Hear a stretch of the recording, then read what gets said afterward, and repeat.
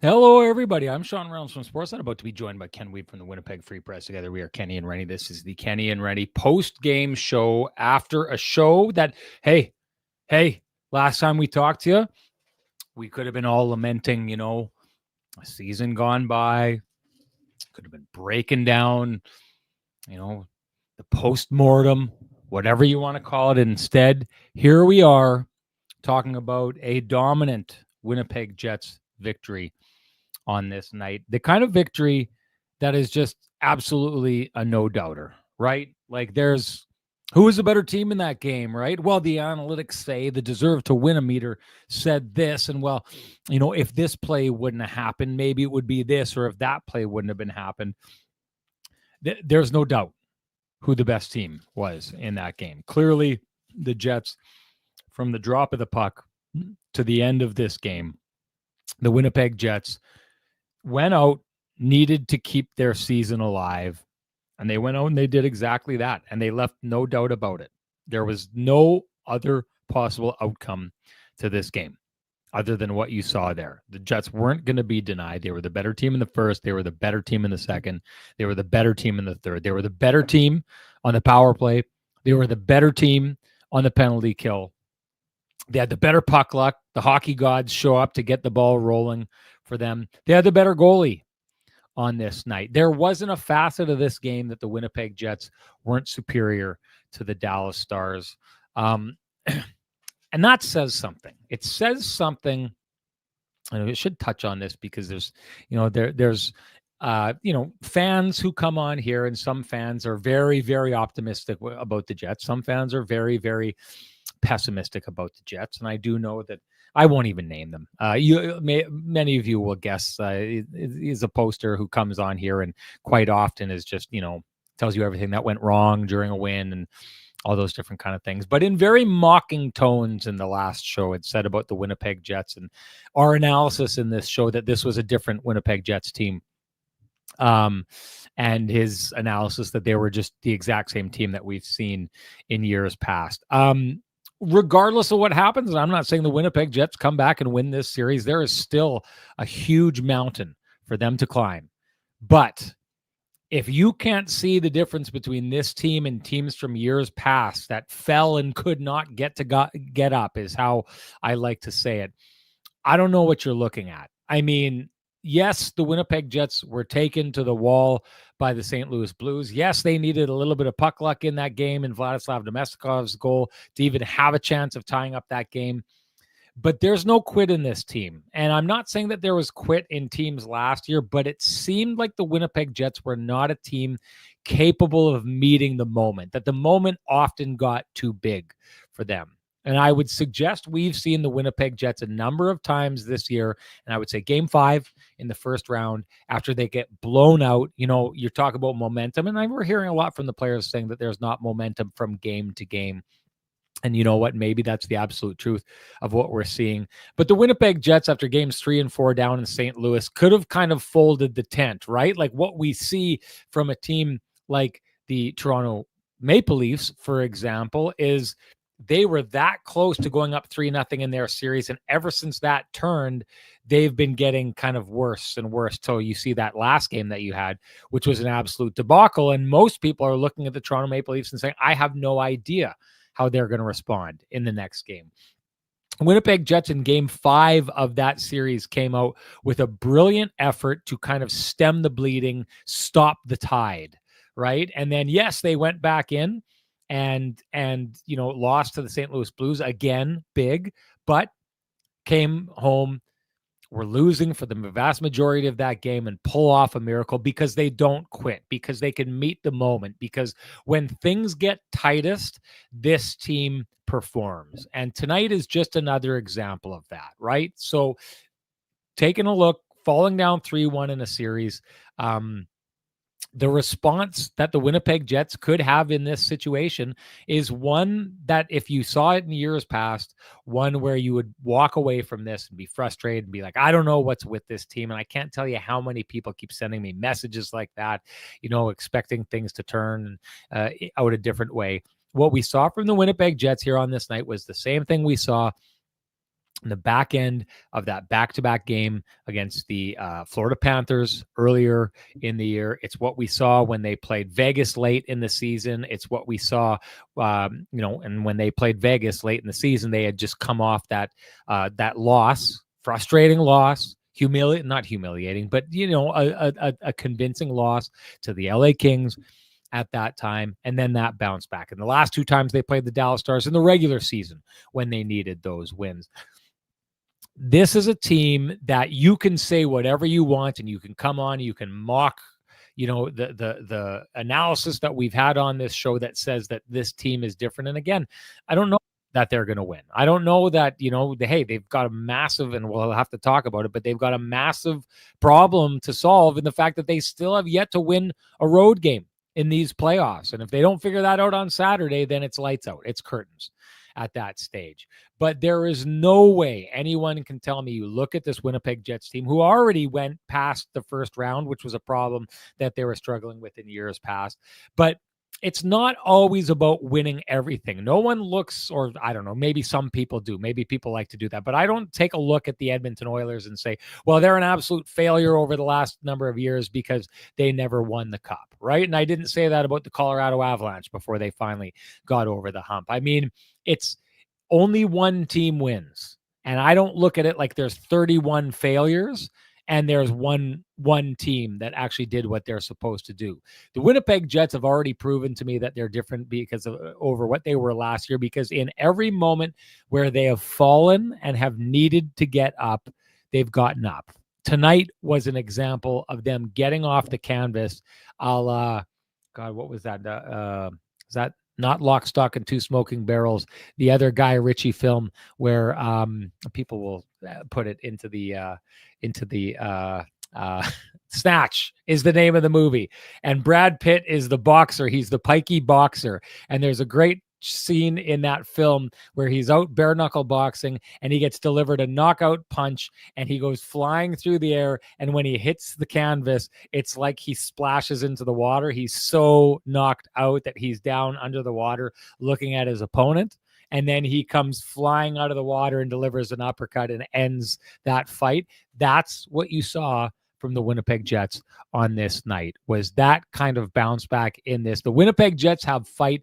They are hard to kill. I don't know how this all turns out, but if you remember my breakdown the last game, the Jets just need to win those one at home. If you're the Stars now, you tell me this isn't playing in their mind. The last 2 games you've played in Winnipeg, you've been whooped. You've been outscored 8-0 in Winnipeg and haven't had a sniff in your last 2 games in Winnipeg, and you just lost.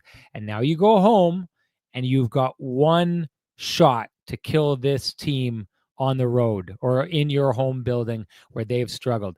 Tell me the pressure is not on the Dallas Stars in this next upcoming big game, because if they don't get this locked down at home, they head back into a building where their fate has been not in their hands against a team that playing in front of the whiteout is absolutely spectacular.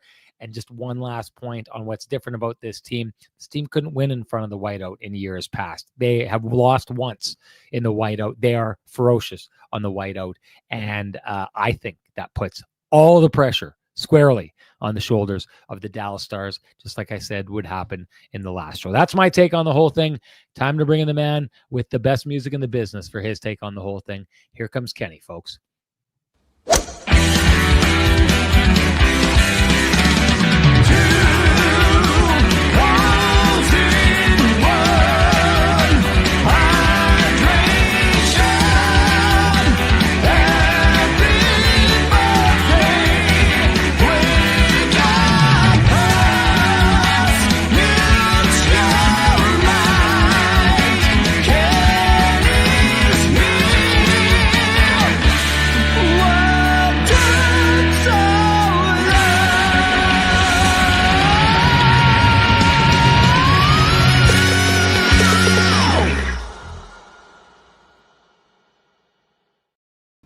All right, Ken, I'm going to set some ground rules here because you've been kind of tracking all over the place with them over the last little while. We're going to get your breakdown of the game. Stay away from the specifics. Stay away from the players. Give us your overarching theme on the game. And when you do it, try not to look like $1,000,000 like you are right now, because you're embarrassing me in front of the audience here right now because you look so darn good. Great tie and suit combo, looking like $1,000,000. Although I got to say, my Vittorio Rossi suit here with the purple tie and the blue, this is an old standard. I love this one. Both you and I think looking okay. I give you the edge in the showdown here tonight, though, Ken. And you got it by going down to Vittorio Rossi, walking in, loudly proclaiming Ken from Kenny and Renny was here. Like the folks should loudly proclaim Kenny and Renny sent them. Ask for Frankie and the boys, and they will do you up right. Ken, what'd you see in this one here tonight?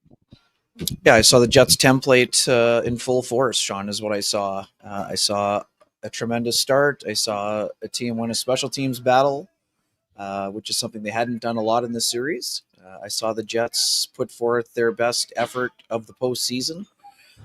I saw them have very few passengers. I don't know that I would count any passengers, quite frankly, Sean. Top to bottom effort, starting from the net out. Lots of small, simple plays that got made. Didn't give up very much in terms of high danger chances. The times that they did, Connor Hellebuyck was there. We saw everything that needed to happen for them happened in order for them to extend their season. It's as simple as that. They got secondary scoring from guys who had not checked into the series offensively, guys that had been showing supreme effort but hadn't been rewarded for it. We saw a power play that was 1 for 16 going into the game, cash in twice, including a pivotal one on the 5-on-3 that we'll delve into a little bit deeper. We saw the Jet Stars answer the bell and outplay Mikko Rantanen. We saw checkers check. We saw Adam Lowry's identity line at the top of its game, and we saw Connor Hellebuyck post his second shutout in as many home games. So a little shorter and sweeter at the buffet today. We got lots to dig into. It's a full 18-course meal today, so I don't want to overdo it out of the gate. And I want to pass it over to you because I also want to post the link for the show. You start, and then we'll get into it. Sounds good. Lots to talk about. First off, I'm going to say to Anthony, he says, is the power play back? They were snapping it around out there. That's the question that you have to ask yourself. And I like that Adam Lowry talked about this, because I thought, yeah, they score 2 on the power play. But the thing that impresses me most is that one power play that they don't score on, Ken. That one in, I believe it's the end of the second period, end of the second period. And it's the one where Mark Scheifele's goal is disallowed. And for all those people trying to connect the kicked in goal and the gloved in goal, come on, don't embarrass yourself. Don't do that. You're better than that. But that power play had so many looks, had the Dallas Stars so on the rope. Jake Ottinger was standing on his head to make that happen.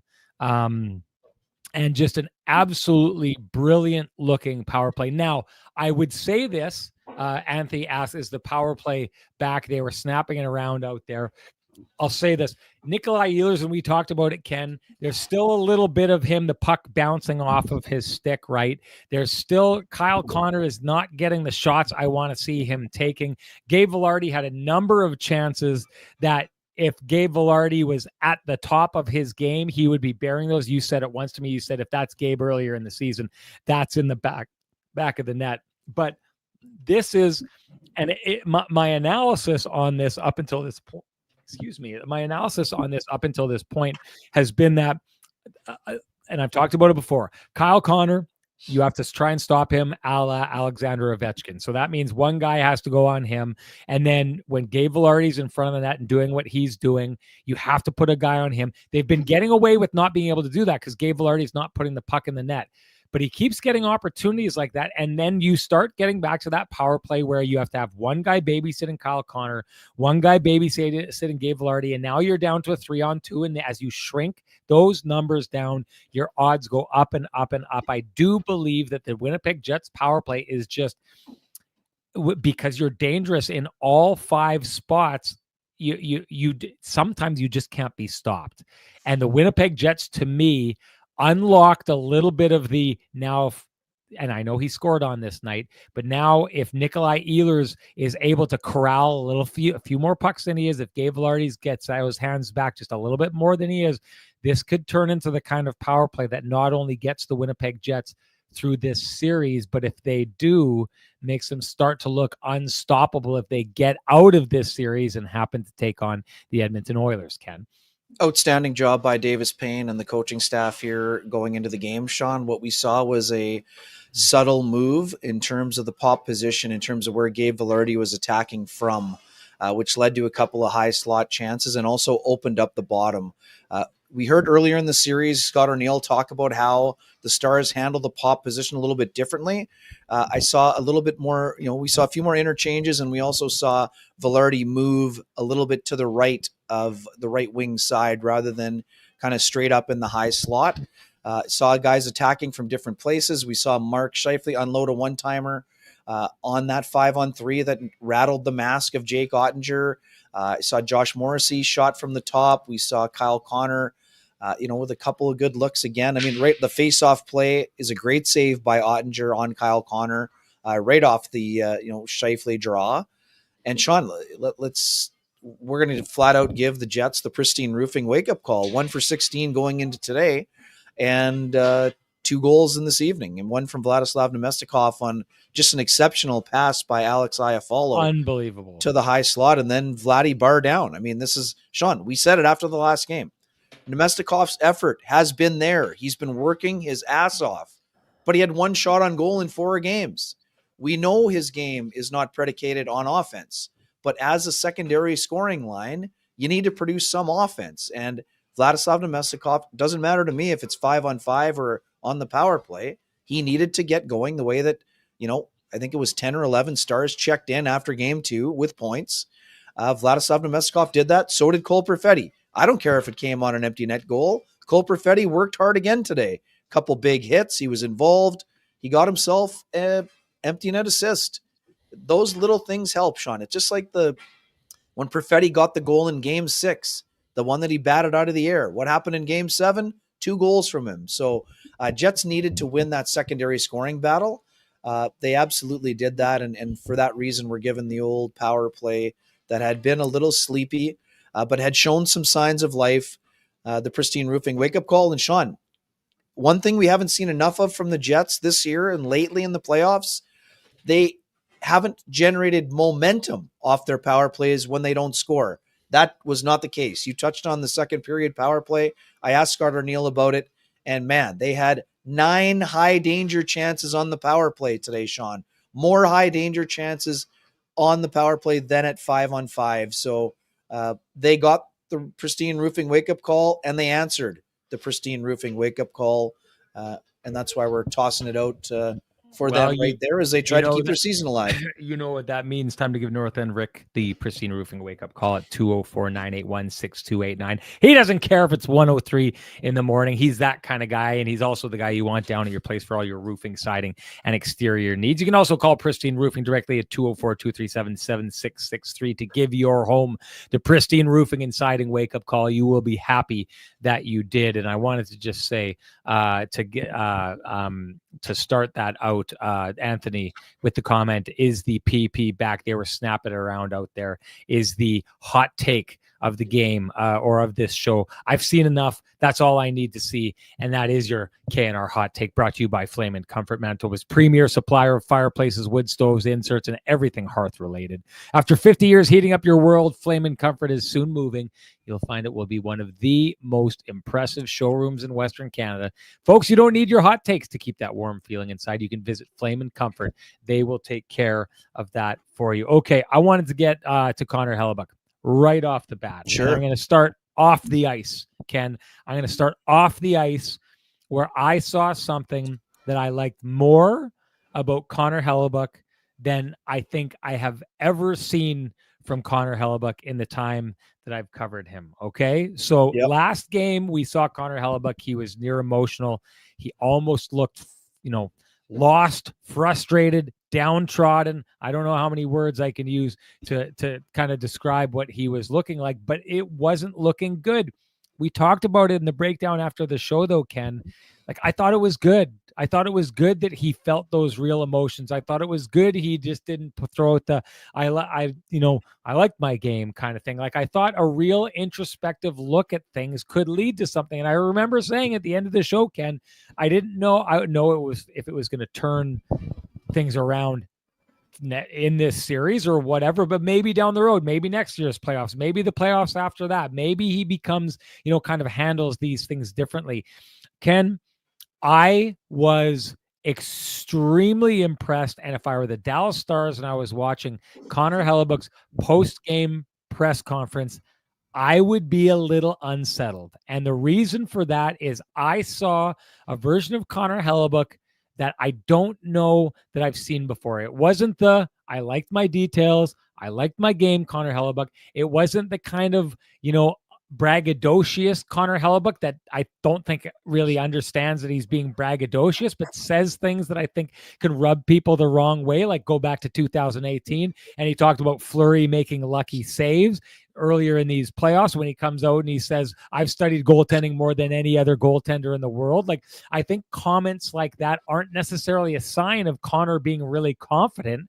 I think it's Connor overcompensating to try and build confidence in himself. What I saw from him in the post game, Ken, was just a stone cold killer, a guy who answered things directly, without any kind of bravado, without any kind of is he really saying that right now? It was just a guy who just went out and matter-of-factly looked like he has hit Terminator level of goaltending in his mind. That guy looked ready to me, Ken. I've never seen, and now maybe we read too much into this, and I probably am reading too much into it. I personally don't feel I have ever seen Connor Hellebuyck look as dialed in, as focused, as confident and competent in talking about his game than he did in that post game after posting a shutout. Yeah, I mean, I wasn't down there. I was finishing off the story, so I didn't have the chance to look Connor in the eye after today. But from reading some of the quotes, looked like he was pretty focused and dialed in. And again, we talked about this last round already, Sean. I like the fact that Connor got out there after game 4 and said, I'm going to be better. I think it started there. I mean, this is a guy who is a leader.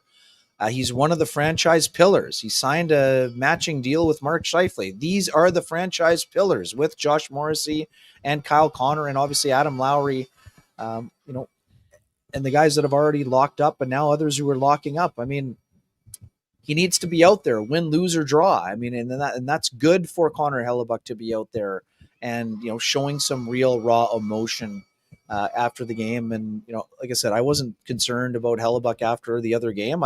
He knows what he needs to do. He needs to be Connor Hellebuyck. He doesn't need to be Superman. He needs to be Connor Hellebuyck.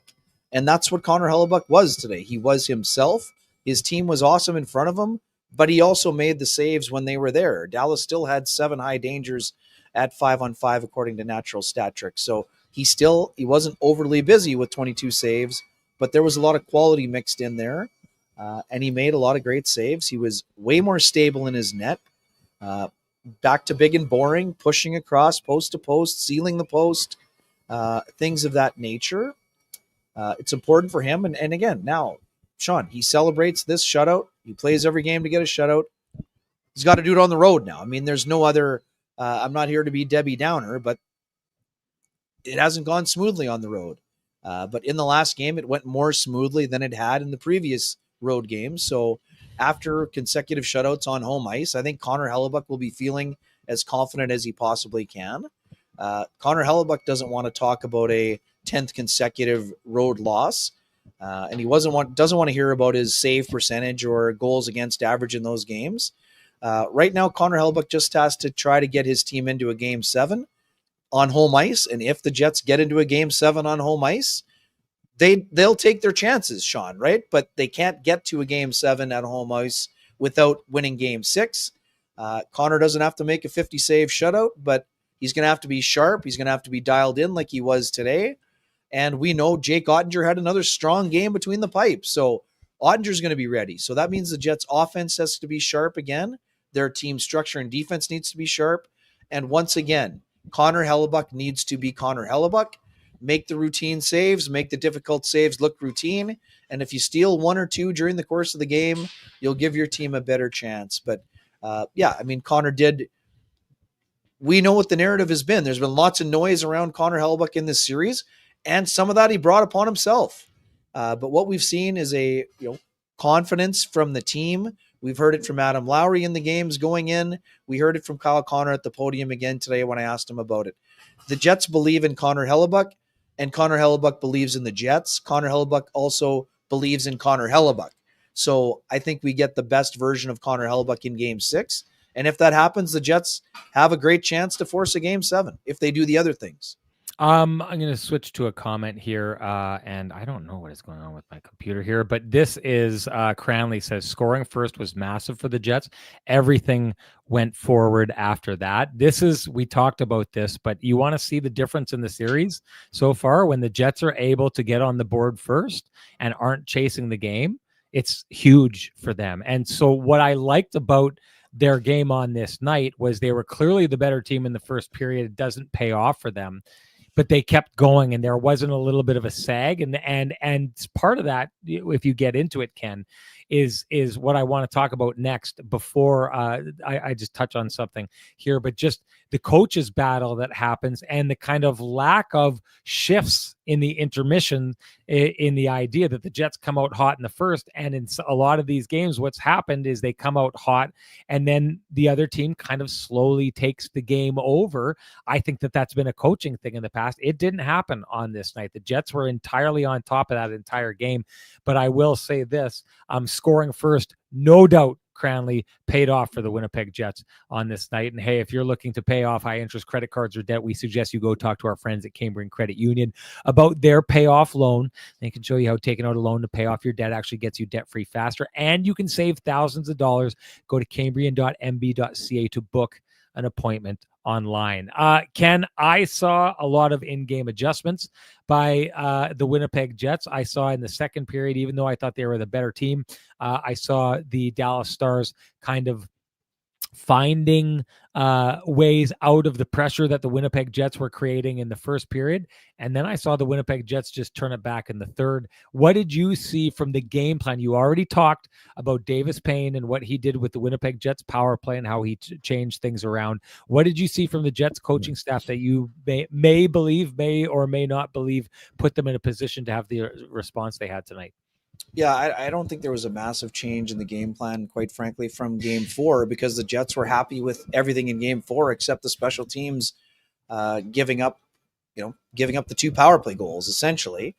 But what I did see was, the ability to put the lines back together, the continuity, and a lot of people had a lot of thoughts about the coach who led the team to the President's Trophy, going back to the lines that gave his team success for the bulk of the season. Well, that was the best in franchise history.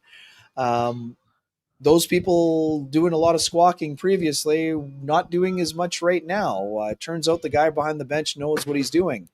So anyways, and part of that meant that Adam Lowry and the identity line was able to go up against Rope Hintz or Wyatt Johnston and Mikko Rantanen and kept them off the board. They've done it twice in the series in games 2 and 5. So, Sean, the big difference now is that Scott O'Neill will not have the last change to play Adam Lowry against Mikko Rantanen as often as he did tonight. So that either means Mark Scheifele's line is going to have to elevate and step up their game.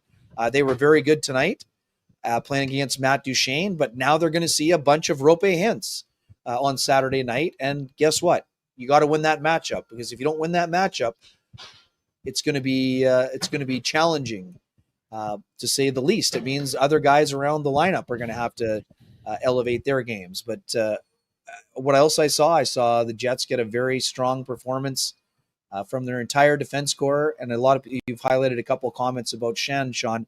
I love Luke Shen's game today. I thought he was rock solid. He looked like he did in Game 7 against St. Louis. A very calm game, very physical game, the kind of game that he thrives in. and that's why he's in the lineup. +1 today, 21 shifts for 13-12, 5 hits, 1 shot, 2 shot attempts. Yeah, I mean, and Hayden Fleury. So what we saw from you asked me about adjustments. Well, what we saw today, Josh Morrissey got a bunch of extra shifts in the offensive zone with Luke Shen. That's not a knock on Hayden Fleury. Hayden Fleury only played 7:20, but I liked Hayden Fleury's overall game, Sean. 3 hits, very active with his feet. I thought that third pairing was very good, but that part of the coaching is that Arneil looking for a little bit of extra offense from Josh Morrissey. So we got him out on a few extra shifts with Luke Shen, similar to how DeBoer is using Mikko Rantanen on the first and third lines, essentially. So I like that from the coaching staff. We saw a couple of shifts where Brandon Tanev went out there with the Adam Lowry identity line instead of Niederreiter to get a little more speed and defensive structure on the line. So yeah, we saw those types of things in the coaching staff. Did you notice something else that caught your attention? Well, I just when the Stars found their way out of the Jets' pressure in that first period, I thought that the adjustments that the Jets made or what they had waiting for them, Ken. So let's just say it like this. So the Jets have their first wave and they're locking them into the zone. And now the Dallas Stars started finding a way by activating a back defenseman for that second layer of passing when they get along the boards. Jets like to trap the team along the boards. And then what would happen is, quite often it's Thomas Harley, right? Steps up once he knows they have puck possession.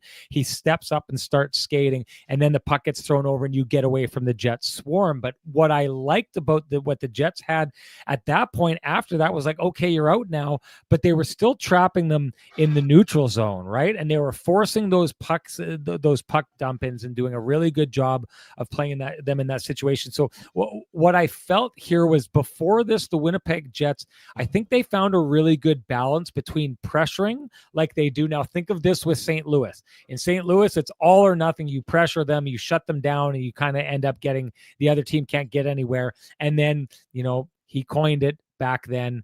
Monty started talking about the swarm. And if you can get on the other side of that swarm, there's a lot of open ice, right? I think what the Jets did a really good job of on this night is when you got on the other side of the swarm, it wasn't just a bunch of wide open ice. So while they're swarming, they're not swarming as much.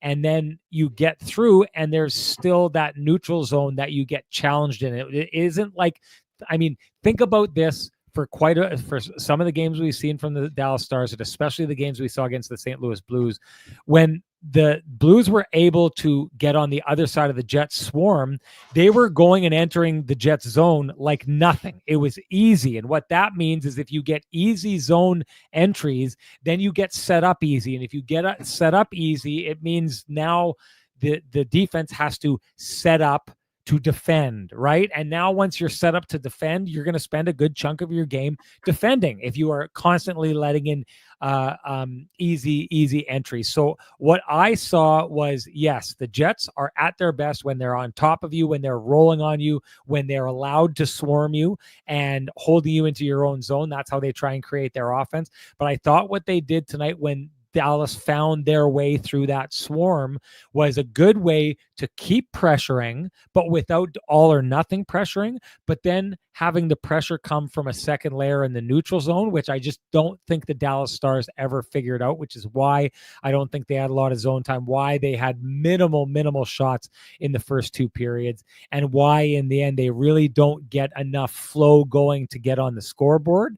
And just think about a guy like Mikael Granlund on this night. I can't tell you how many times he just got stopped up in the neutral zone and wasn't getting anywhere, and how frustrated he started to look. The Jets frustrated the Dallas Stars on this night, even in the opportunities that they had to get up ice and start to create things. Even when they found a little bit of room, I think it was frustrating for them because the room they found, they were thinking, we got on the other side of this, here it comes, and it just wasn't there. So I thought it was a really good game plan. It's going to be interesting to see what Pete DeBoer comes with on the other side of that. I want to get into the rough stuff, Ken. And I'm just going to give you a blank canvas. You can take it in a bunch of different areas. Obviously, we'll get to the penalties. But I just want to get into how how this game took a little bit of a nasty turn in some spots and how you think both teams handled it. Yeah, I mean, to me, it's not nearly as nasty as the St. Louis Blues series, Sean. I mean, Jamie Benn, left hand cross to to the nose of Mark Scheifele. Yeah, I mean, that's definitely something that Mark Scheifele didn't like. Jets fans up in arms for sure. I know you thought he went down a little easy. I mean, and that's okay. Well, sorry, I don't, and this is just me. I don't like giving your opponent the he punched me and he dropped me. Do you know what I mean? Like, I want a guy to stand there to take the punch and then go at the guy. Like, Mark Scheifele looks like he is knocked out cold and then he springs back up. Right now, I get it. He's not that kind of player. But I just think in the play, and we saw plenty of examples on both sides. We're seeing in real time Mason Marchment will never get a call from the officials because they're sick and tired of him diving. So they're not going to call him. I thought Vladislav Nemesnikov put himself in a couple bad spots by going down a little bit too easy. I thought he embellished when he was actually held, and in doing so turned and smacked Sagan accidentally over the head, but it's because of that. And so I think he's having a hard time getting calls in this series. And what I'm seeing is, someone said about Rope Hintz earlier on, I'm seeing a whole bunch of players who are just going down easy over and over and over again in an attempt to try and get calls. And I don't think that gets you anywhere. And I think but Mark, okay, we might as well get into that. It's insane that Mark Scheifele gets a penalty in that situation there. There's nothing he did. He got mugged by a player. He got sucker punched by that player as the ref was in between the two of them. He never throws a punch. He never does anything, and he ends up in the box for roughing. I don't know how that penalty happens. That's a huge miss. I mean, we know how it happens. It's a reputation call because Mark is in the ear of the officials. There's no other way that's a penalty. Right. And so what I'm saying is I don't think Mark taking that punch and dropping Mark looks like he's knocked out and then he instantly pops up and he's super hot. Right. So I'm not saying he was sucker punched. This is not, and it shouldn't have gone out this way. He shouldn't have got a penalty. I don't think anyone in this series is helping themselves by going down the way they are. And I don't think it's a coincidence that Mark looks like he's knocked out and then he hops up and then ends up with a penalty. To your point, it's a reputation call. And I don't think going down like that is a reputation thing. And I'm just saying this, like, think about Luke Schenn, think about Adam Lowry, think about guys who play the game like that. Like, no one is punching Adam Lowry and him dropping to the ice and bouncing back up to engage. Adam Lowry is going to go through you like a hot knife through butter. And I think that you do more for yourself in a playoff series like this than a guy like Mason Marchment is doing, constantly falling to the ice and spinning and looking for calls. I think that what you're finding in this series is the refs are entirely fed up and tired with all the embellishment that's happening, and it's bleeding through in calls like this. Yeah, for me, I mean, I just don't think Mark was expecting to be hit. He was being held by the linesman and he got rabbit punched. I don't think he was flopping there. And I know that's not what you're saying. And the reason he gets up, I don't like the idea of giving someone on the opposition the feeling that they can knock me to the ground with a punch. I don't like that. You're in a war. You're in a war right now, and you want to go to war. You want to intimidate the others. You want to tell them, you don't affect me. I'm sorry, but I'm going through you. And you don't want to build Jamie Benn's courage in the next game. Now, I don't think Mark is shying away. So I want to make that clear. And one of the things I want to talk about this is how I think riling up Mark like this, I think it's going to burn the Dallas Stars. I think it's something they should be leaving alone. I'm just talking about a personal preference. You got guys like Luke Schenn doing what they're doing, Bichelle, who's doing it on the other side, Adam Lowry. And I know these are a tough, certain kind of players, but I like guys who play through it and go to war. And I don't think it's turning out well for the players who are embellishing in this series. Yeah, and I just don't think that Mark was embellishing. And I know that's not what you're necessarily saying either. I just don't think Mark doesn't need to be fighting Jamie Benn. So no, I never said that. And I know you're not. I'm saying that for my own sake here. Again, but also too, Mark's not completely innocent here, Sean. We saw this play in the second period. He kind of pitchforked him. And you know what? Jamie Benn took his number. And then when he For saw sure. a chance to take some flesh, that's what he did. For But sure. Exactly. Mark, at no instance, I mean, Nikolai Ehlers fought Jamie Benn. That was not a good idea. Good on him to show the courage, but Mark Scheifele doesn't need to be dropping the gloves on Jamie Benn. No, and Jamie Benn doesn't need to be punching Mark Scheifele. He's a tough guy. Well, So you going just after Mark just kind of explained what happened there, though. Okay, yeah. I mean, so Mark's got to be careful. I just don't know that. I don't think he could have protected himself from going to the ground, is my personal view. Anyways. Yeah, you've been in more of those altercations than I have, so I value your opinion. I mean, everyone's trying to turn this into, I'm saying that he should be fighting, and I'm saying he should be doing this. I'm saying he should be doing that. I'm just saying, like the way he drops down, I'm initially thinking, like, did he get knocked out cold and then he pops back up? I just don't think that that's what true engagement in hockey looks like. It's like Mark didn't get socked to the point that he got knocked to the ground in that manner. There's a little bit of him going with it. And I mean, that's what we're seeing in this series, and we're seeing it on both sides.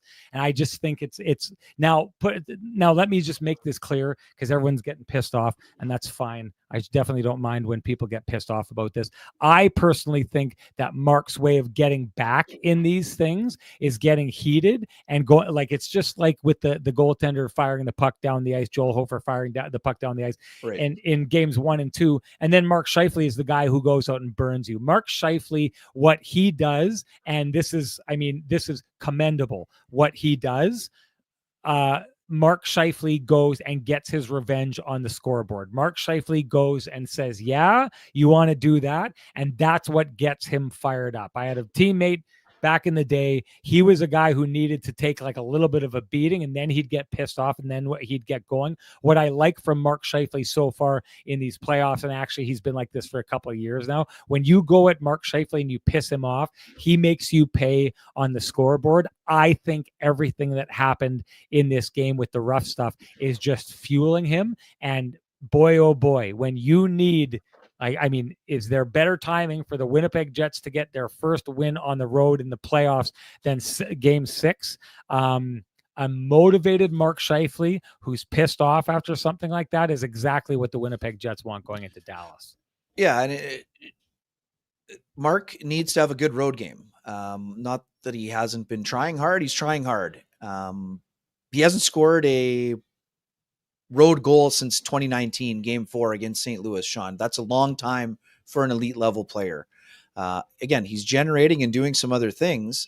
Sorry, I was just watching the replay of the play in question. Mark loses his balance, Sean. The linesman's kind of holding him, and to me, I think it was more of losing his balance. Anyways, okay. Well, I mean, then I just got another look at it again. I didn't like.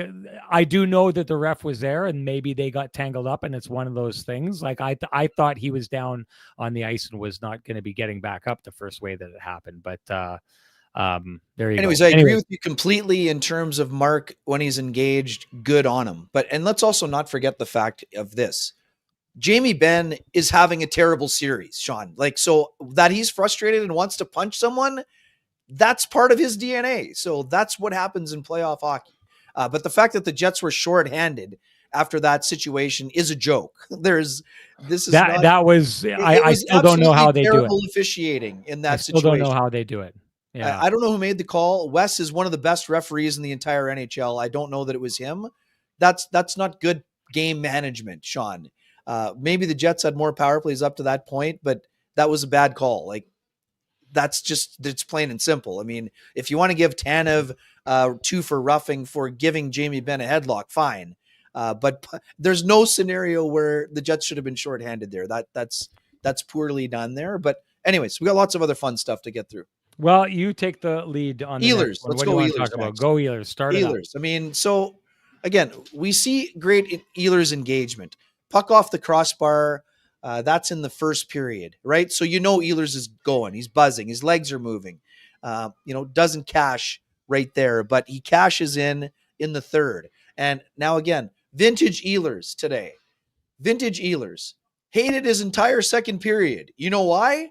Because he had too many turnovers, Sean. That's why. Ehlers buzzing in the first. In the second, he got a little bit frustrated. started to try to make a few extra things happen, and that resulted in a couple giveaways. Didn't result into grade A's or, bad odd man rushes or whatever, but Ehlers' engagement. And this is all you need to know about Nikolai Ehlers. Going into the playoffs, Sean, all he heard about 4 goals and 14 points in 37 playoff games. Well, guess what? Nikolai Ehlers has 5 goals in this series, 7 points in this series, 8 points in these playoffs in 7 games. You know what that is? That's production that matches his regular season production. That hadn't been there before.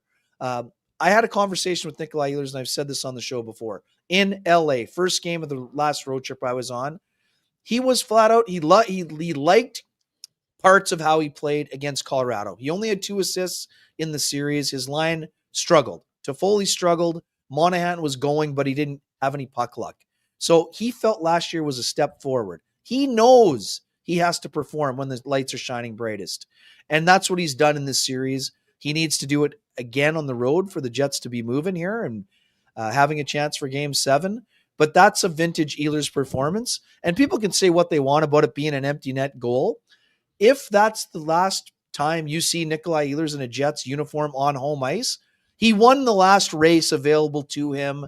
This wasn't getting a cookie. This was full determination, wanting to beat the defenseman to the puck and sealing the game. It's not because he wanted a cookie in the play. Liked a lot about Ehlers' game. Yes, he had some things to clean up, but 17 shifts for just under 15 minutes. 5 shots, Sean, 8 shot attempts. That's the way he's got to play. He's a pending UFA, and that'll take care of itself. But Ehlers, when he's going, can be a dynamic difference maker. That's what he was tonight. That's what the Jets need him to be in Game 6. Like I'd said, I don't even think this is Nikolai Ehlers at the height of his powers. Agreed. I think with Nikolai Ehlers, I think what we've seen when he comes off of injury is the skates, the speed's there, right? You saw that tonight. He turned the corner and had a great shot that went off the shoulder and off the crossbar. Is that what happened on that one? But that's Nikolai Ehlers. He's got that game-breaking speed. We've seen that from him. With him, the feet always seem to come back first. It's the stick that is always the stick in the hands that always takes a little bit longer. And we saw it a couple times tonight. He's still having that puck bounce off his stick, but when he's got it so that puck is like a magnet on his stick, he's a dangerous guy out there. He was this is one of these things. Like right now, the Winnipeg Jets, yes, it's the whole lineup back together. Everybody's out there. You're seeing the same thing from Miro Heiskanen on the other side. There's a couple of times the puck kind of bounced over his stick. You can see him. He's got the speed. He's heading up ice. You can see the things that make him great, but he's not operating at 100% peak efficiency, right? And I think what we're seeing from the Winnipeg Jets right now is that they could, I think they're getting more and more dangerous. And I do think that this was an example of the Jets being a far more desperate team than the Dallas Stars. I didn't hear what was being said in the Dallas Stars room, but someone in the chat room was suggesting that they thought that the Dallas Stars weren't taking the Winnipeg Jets seriously. I do know, and let's be honest about something here. The last time the Jets won a game 4-0, a lot of people were writing their obituary in the chat room, and then the Jets went down and lost 2 straight. Anyone who thinks that in games like these tonight that the Dallas Stars lose and think that they're done, the Colorado Avalanche would like a word with you, because there was 2 or 3 times in that series that they played the Colorado Avalanche where it looked like the Colorado had turned the corner and they were leaving them behind, and the Dallas Stars bounced back and found a way to win. But the way I see it with the Dallas Stars, they're hard to kill. But I will say this. Tonight is a night I think they needed to have more pushback, because if Gabe Velarde gets going, even Mark Scheifele being out for the little bit of time that he was, Josh Morrissey building back up in this series, the longer this Jets team goes, just like their power play I was talking about, they're going to start snapping it around. They're going to start getting a little bit tighter. Things are going to start locking in a little bit more. I don't think the Jets are at the height of their powers, but they're getting there. And every game that goes by, they get a little closer, a little closer, a little closer. And if they fully wake up, you saw it tonight, their power play is the kind of power play that can win games for them. It's the kind of entity that can win this series for them. That's what I'm watching for, Ken, in game 6, especially if the refs keep, I mean, this was, people are talking about it. And I was surprised with Wes McCauley when I saw him. I thought, okay, they brought in the big guns for this series. And then he proceeded to call for, on both sides, some pretty light penalties on both sides. Now, the Jets' power or penalty kill is absolutely suffocating on this night. So it's not something they needed to worry about. But I'm telling you right now, the Winnipeg Jets, their power play to me, and the way that they're locking in, the way Nick Ehlers is locking in right now, the way Gabe Vilardi is locking in, this is a team that I think is like getting closer and closer to playing exactly how they want to play. And the Dallas Stars coming with the effort they came with tonight is something they may regret, because knocking the Winnipeg Jets off at this point, even back on home ice, I think is going to be really, really tough. Hey, you want to give Sweet Lou a shout out before we move on? For sure. For folks who have realty needs you'd like to have met, buying, selling, curious what the house in the corner is going for, contact our main man, Lou Ferlin at Royal LePage Dynamic Realty, 204-791-9971, or at the office, 204-989-5000. His email is lou@louferlin.ca. That's LOU@LOUFURLAN.ca. Lou Ferlin, excellent realtor, excellent human being, and excellent supporter of the community, including this podcast. Just back to the rough stuff for a second. I love how Adam Lowry and Bichelle are handling this series right now. Like, the two of them are like those two big goons kind of eyeing each other up from the other side, but I think handling it in kind of the perfect way where they're not taking it over the line. Neither is suckering the other person into that, but I think they're both standing up for their folks. Back to the rough stuff as well, with just the play where Bichelle ends up with the penalty. I love how Nino Niederreiter takes the long skate to get to the front of the net and basically does the stop and pose in front of the goaltender. That drives people absolutely crazy. And I think he's one of the guys that kind of upped the temperature in this game and got things going in that direction.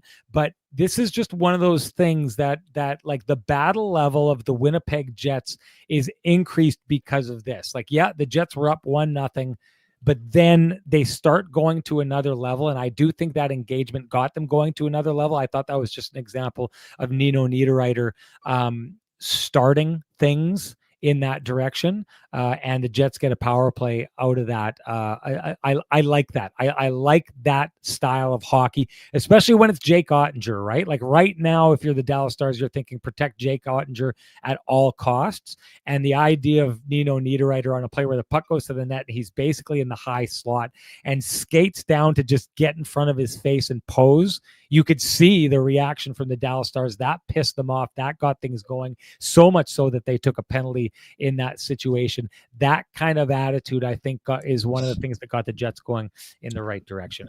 Ken, one last thing just to tie up that I should have mentioned earlier, and some folks in the chat room did. I mean, it was never confirmed, but if Mark Scheifele just had a concussion, getting sucker punched is probably a reason why you're flipping out a little bit, right? Of course. Yeah, no, it's I mean, you got to protect your guys, right? I still it's insane that he came away with I don't know what you give the penalty for. I think was it a roughing call that he took? Yeah, roughing. Yeah. I don't think he threw one punch or one elbow or one. I don't even think he gave him a face wash with the gloves in that situation. Ludicrous that he came away with a penalty. Okay, Johnson Group got you covered play of the game, Ken. What do you got? You take it. You got it. You had a better view of it than I did. I just can't remember the players involved, right? now. Oh yeah, it's Dylan DeMello. There's actually two in Wyatt. This game. It was Johnston. Wyatt Johnston's in front of the net. There's a play that happens. There's a wide open net. Wyatt Johnston's putting that in the back of the net if Dylan DeMello does not break up that play. And there's one earlier in the game as well where there's a open net that is stopped by the Winnipeg Jets. Hey, the Winnipeg Jets battled till the very end on this night. And yes, Connor Hellebuyck had a great game. I'm telling you right now, I think he's in cyborg mode now. I think he's hit another level. And I think psychologically he may have hit another level here. But you have to, there's a couple opportunities in this game that the Winnipeg Jets help keep points off the board that could have affected the outcome of this game. And let's be honest with ourselves. It's easier for a goaltender to get his feet underneath him when, how many shots had he faced through 2 periods, Ken? Like 10 or 11, I think, maybe. I mean, It there was you pretty go. low. If you're averaging 5 shots per period, and you have a goaltender that you want to get his rhythm underneath him, give the Winnipeg Jets and the team the credit for doing what they needed to do. Sorry, 9. Yeah, sorry, that's what I thought. I thought it was under 10. So 9 shots in 2 periods. You want your goaltender, who you thought may be a little bit vulnerable after the last game, to get his feet underneath them. Holding them to 9 shots is a pretty darn good way of doing it through the first 2 periods to let him get his rhythm underneath him. Anyways, those 2 plays for me are the we got you covered plays of the game. And hey, do you run a small business in Canada? Look to Canada's #1 employee benefits plan, Chambers Plan, to give you a competitive edge. Chambers Plan is the simple, stable, smart choice for over 30,000 businesses countrywide. Visit chamberplan.ca to learn more. And that is the Kenny and Renny Johnston group, the OGs. Got you covered play of the game, which brings us to the keg save of the game. Ken, what do you got? Yeah, I think Hellebuyck with the windmill. It wasn't necessarily the save itself. It was the windmill and the reaction. I think for a guy who, maybe needed a little confidence boost or getting the crowd into it, whatever you want to call it, he was dialed in. But the ability to have the Superman music playing early for Connor Hellebuyck in a game that was, still seeking its first goal at the time, I believe.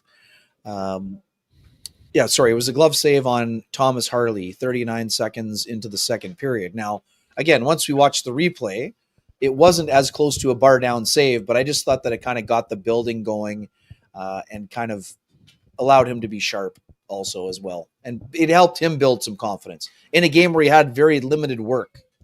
Now, I'm going to say this, I think quite often that would be an example of what we had to do quite often this year, is find saves to represent the keg save of the game. You're right. That goes right into his glove. The windmill afterwards is a nice touch, and yes, it gets the crowd going.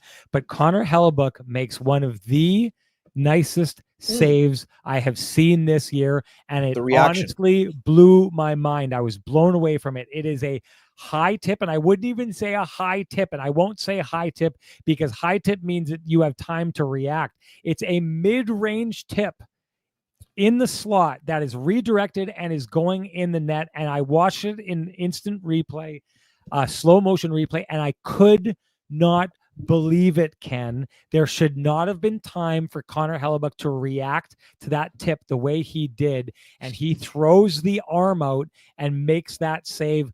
Listen, it didn't look like a windmill, Tabarachi got you kind of, back scratcher.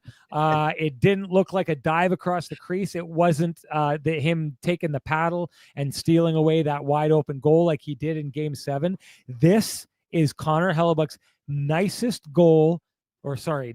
save in the entire playoffs, and it's one of his nicest saves all year because it should not be possible, Ken, for him to have reacted as quickly as he did. Go back and watch it, folks. It's the kind of save that a lot of people may have just missed. That was insane.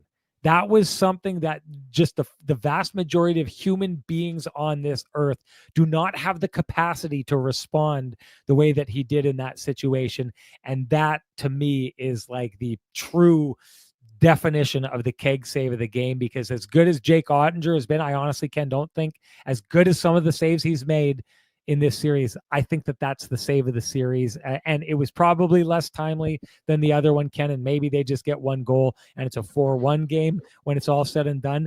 That was impossible, and he made the impossible possible. So that's why that's my keg save of the game.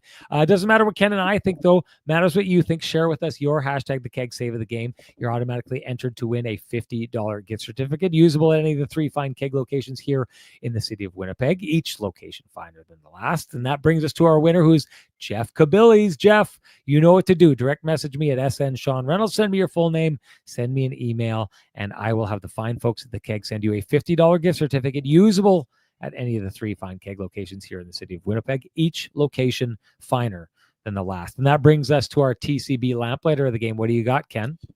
Yeah, I mean, there's some temptation in the Scheifele goal just because of what you talked about out of the gate. I mean, the Jets have been chasing the game far too often in this series, which was one of the reasons they're still down in the series. But to me, it's got to be the Ehlers power play goal, not for its beauty, but for the work that led up to the goal, the ability to get the power play rolling earlier on, late in the second period. But Ehlers cashing in. Sean, we've talked about this. 5-on-3s for the Jets have not been good since early in the year, right? They've struggled on the 5-on-3 at times. Today, they got a jam play from a guy who wanted to get going and is having himself a great series. So for me, I'm going with the Ehlers goal as the lamplighter for me, just because of the importance and for a power play that had been struggling so mightily in terms of producing results in the series. I'm going to go Don Cherry here and give the kids the old, hey, kids, this is what you do when you're out there. A guy by the name of Paul Amos that I used to play senior hockey with was a defenseman from Pinawa originally, ended up living in Pine Falls. Great defenseman. And I remember he played with our senior hockey team for a couple of years, and he would come in off the point every once in a while, and he would score over and over and over again if he had a look, Ken. And he showed me and taught me what he used to do. And what he explained to me was right off the goaltender's shoulder. If you can put a puck 2 inches off of the goaltender's shoulder, he called it the Bermuda Triangle. Okay. Right. It was the area where everything got lost. And why? It's very hard for a goaltender to do this to make a save, right? Yep. Because you're on your feet and you're on your toes. You can go forward, but you're not designed to throw your weight up and go this way. So it's not a save that you stick your shoulder out to save it. So their reaction from the goaltender is typically to take their glove and do this and try and get it. But when you've got all that padding on, it's hard to bring your glove totally in and to seal off. If you take a look at this, it's hard to get it in to seal off that tiny little triangle there, right? Yep. That is exactly where Vladislav Nemestikov shoots it. You can take a look at I just saw the replay. It's unbelievable. It's right there, and it goes right under the bar. It is the perfect shot. A goaltender cannot stop that shot. It is a cheat code. So kids, if you're out there listening to Kenny and Renny, perfect that shot, and you'll be like Paulie Amos, who we called Famous Amos after he told us nickname. The Bermuda Triangle. But as impressive as that was, the pass out of the corner by Iafallo is insane. It is on the boards. It is a guy right on him, and it is faked to go to the slot so that the defender in front of the net is frozen because he thinks that he's in the passing lane. So he thinks he's right where he is, and he thinks that maybe the person is behind him. And if you just see the way he pulls it off the boards and changes the angle to pass it to where he passes it, it is a gorgeous setup. Scheifele's goal was a little bit of luck. The 5-on-3, I mean, to your point, the Jets needed that a little bit more, but this is just a case of them isolating and him pounding one in. That goal that they score there is hard to do. It is high skill, and it is just so many examples of great fundamentals in hockey. And you got to give the shout outs to the guys who are the depth guys. Hey, look at the way Vladislav Nemestikov is showing up in elimination games here, folks. Yes, and in those games where you need someone. Vladislav Nemestikov, who we were talking about for a long time. What was it? 2 goals in 44 games, Ken? It was a low number.